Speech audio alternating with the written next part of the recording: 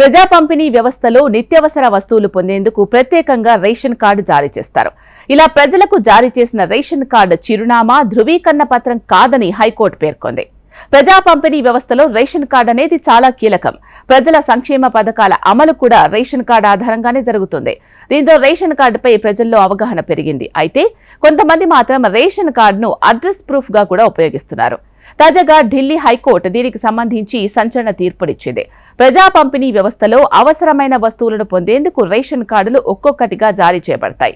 అందువల్ల ప్రజలకు జారీ చేసే రేషన్ కార్డు అడ్రస్ ప్రూఫ్ కాదని, ప్రజా పంపిణీ కోసమేనని ఢిల్లీ హైకోర్టు స్పష్టం చేసింది. రేషన్ కార్డును చిరునామా రుజువుగా పరిగణించలేమని హైకోర్టు పేర్కొంది. ఢిల్లీలోని కత్పుత్లీ కాలనీకి చెందిన మాజీ నివాసితులు పోస్ట్ డెవలప్మెంట్ రీసెటిల్మెంట్ పథకం కింద ప్రత్యామ్నాయ వసతి కోసం దరఖాస్తు చేసుకున్నారు.